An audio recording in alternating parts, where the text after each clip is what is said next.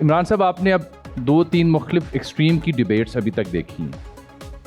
ایک طرف مایوسی اور کور کو ٹھیک کرنے کی بات کی گئی کہ یہ ڈیبیٹ ریلیونٹ نہیں ہے. دوسری جانب سہیل صاحب کی بات، پھر شامی صاحب کا معاملہ بھی آپ نے سنا، وڑائے صاحب کا بھی، اور جناب اسد عمر صاحب کا بھی. جب آپ کسی آئینی عہدے پہ رہتے ہیں تو وہاں بیٹھ کے جو ویو ہوتا ہے یا جو چیزیں نظر آتی ہیں اس کی بنیاد پہ اب آپ کی انڈرسٹینڈنگ کیا ہے؟ کیا ہونا چاہیے تھا جو آپ کر سکتے تھے نہیں کیا، اور اب کیا سولوشن؟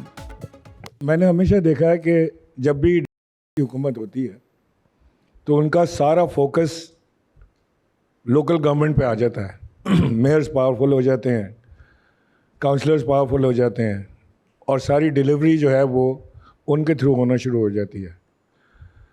ہم نے نعمت اللہ خان ایڈوکیٹ کو بھی دیکھا کراچی میں کام کرتے ہوئے. اس سے پہلے جماعت اسلامی کے میئرز رہے جو کہ اتنی کامیابی حاصل نہیں کر سکے. اس کے بعد مصطفیٰ کمال کو بھی دیکھا جنہوں نے کراچی کی ترقیاتی کاموں میں بے شمار کام کیے.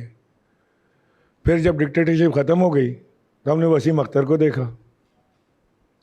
وہی میئر جس کے پاس، اسی کراچی کا میئر جس کے پاس پیسہ تھا، پاور تھی، وہ ڈیلیور کر رہا تھا. اور اسی کراچی کا میئر، اسی جماعت کا میئر جو اس سے زیادہ بہتر آدمی ہے، جو اس سے زیادہ ویژن رکھتا ہے، وہ ڈیلیور نہیں کر پایا کیونکہ اس کے پاس پیسہ بھی نہیں تھا، پاور بھی نہیں تھا. وہ سارا ٹائم اس کا یہی رونا ہم نے دیکھا کہ جی اتنا پیسہ ملتا ہے، جتنی تنخواہ چلی جاتی ہے، ترقی کے لیے پیسے نہیں ہیں، فنڈز کلیکٹ کرنے کی مجھے اجازت نہیں ہے. فنڈز سے میری مراتی ٹیکس، باقی فنڈز تو وہ کلیکٹ کرتے رہے پہلے بہت، تو وہ اس کی اجازت نہیں ہے، تو وہ ڈیلیور نہیں کر پا رہے تھے.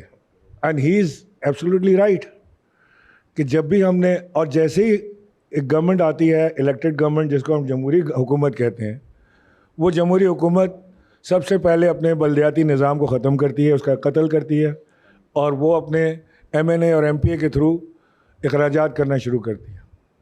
ایک ادارہ ہے پی آئی ڈی جس کے تھرو وفاق جو ہے وہ اخراجات کرتا ہے صوبے کے اندر.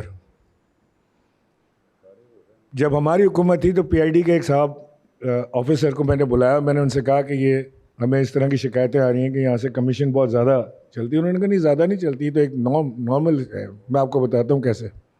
میں بینگ گورنر، وہ ایک آفیسر بیٹھا ہے میرے سامنے.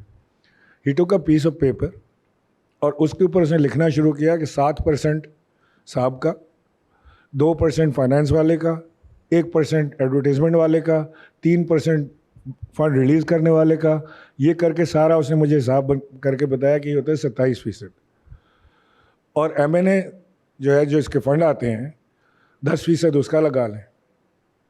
لکھ کے دے رہا مجھے یہ 37%.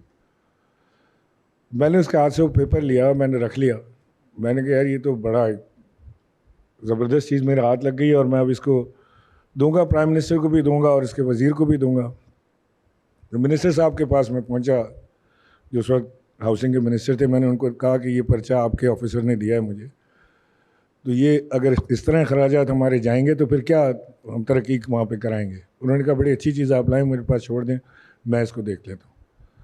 وہ منسٹر صاحب تو اپنی جگہ ہی رہے، وہ آفیسر بھی اپنی جگہ رہے، وہ بھی اپنی جگہ رہے، نظام بھی اپنی جگہ چلتا رہا. تو ہم جس نظام کو تبدیل کرنے کی بات کر رہے ہیں، پہلے تو ہم، سہیل بھائی نے بڑی اچھی بات کی کہ نیت اپنی صاف کر لیں کہ کرنا کیا چاہ رہے ہیں. اگر تو ہم یہ ڈیبیٹ برائے ڈیبیٹ کرنا چاہتے ہیں تو پھر ٹائم ضائع کرنے کی ضرورت نہیں ہے ہم ساروں کو آپس میں بیٹھ کے. لیکن اگر ہم نظام کی تبدیلی چاہتے ہیں، اور جو کہ ہونی چاہیے، یہ سسٹم فیل ہو گیا ہے، یہ اس کے اندر تو کوئی دو رائے نہیں ہے. جو نام بھی آپ سسٹم کو دے لیں، یہ سسٹم فیل ہے.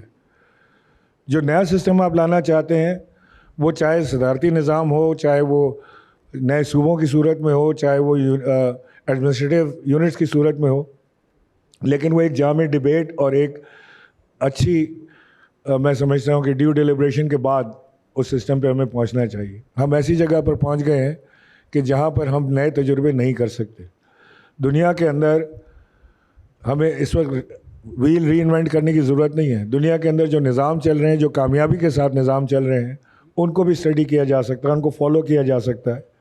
اور اس میں سب سے زیادہ لوکل گورنمنٹ کے ہی حوالے چیزیں ہوا کرتی ہیں. کہیں پہ دنیا میں ممبر پارلیمنٹ جو ہے وہ گٹر کے ڈھکنے لگانے کا ذمہ دار نہیں ہوتا. کہیں پہ دنیا میں ممبر پارلیمنٹ جو ہے وہ آپ کے محلے کی سڑک بنانے کا ذمہ دار بھی نہیں ہوتا. آپ کی مسجد, آپ کے پارک, یہ سب بنانا ممبر پارلیمنٹ کا کام ہے ہی نہیں. لیکن ان کی بھی نظریں اسی فنڈ پہ لگی رہتی ہیں, اور فنڈ کے ساتھ ساتھ بہت سارے لوگوں کی نظریں اس پہ لگی رہتی ہیں کہ کس طرح میں اپنے ووٹرز کے اوپر احسان کروں اور میں پھر دوبارہ سے الیکٹ ہو کے پارلیمنٹ میں جاؤں. یہ تو ایک سیاسی طریقہ ہے, ظاہر ہے کہ اپنے ووٹر کو ابلائز کر کے ہی وہ دوبارہ آئے گا. لیکن اگر ہم چھوٹے ایڈمنسٹریٹو یونٹس پر آ جائیں اور وہاں کے میئر کو امپاور کر دیں, اور وہ میئر وہ سارے کام جو ایک سوسائٹی کو چاہیے وہ اس کا ذمہ دار ہو, اس کے پاس پاور ہو. میئر کی بڑی عزت ہوتی تھی, mayor father of the city کہلاتا تھا. اب آج کا میئر وہ بتا تو رہے ہیں ہمیں کراچی میں کہ جی میں نے پیرس بنا دیا کراچی کو, لیکن میں آپ سب کو دعوت دیتا ہوں کہ کراچی آ کے دیکھیں تو آپ کا دل خون کے آنسو روئے گا. اس یونیورسٹی میں آنے کے لیے ہم ابھی جس سڑک سے ہو کر آئے ہیں, ہم گاڑی میں بات کر رہے تھے وسیم اور میں کہ 5 سال ہو گئے کراچی کی یونیورسٹی کی سڑک کو ٹوٹے ہوئے. 5 years دیر از نو روڈ. یہ نہیں کہ خراب سڑک ہے, اس سڑک کو توڑا تھا بنانے کے لیے, اس کے بعد نہیں بنی. 5 سال ہو گئے. میں وہ مجبوری جاننا چاہتا ہوں چیف منسٹر کی کہ ایسی کیا مجبوری ہے آپ کی کہ آپ کراچی یونیورسٹی کی سڑک نہیں بنا پاتے. اس میں کیا, نہ مجھے کوئی ان کا فائنینشیل فائدہ نظر آتا ہے, نہ پولیٹیکل فائدہ نظر آتا ہے. یہ کیا اگنورنس ہے کہ آپ اتنے بڑے شہر کا آپ نے کچرا کر دیا. کراچی جیسا شہر جس کا کوئی مقابلہ تھا ہی نہیں لاہور سے کبھی بھی, وہ کراچی ایٹ پا بہت آگے تھا لاہور سے. ٹھیک. اب آج ہم وہی کراچی دیکھ رہے ہیں جس سے سکتا بلکتا کراچی ہے, جو لاہور بہت آگے ہے اور کراچی بہت پیچھے رہ گیا.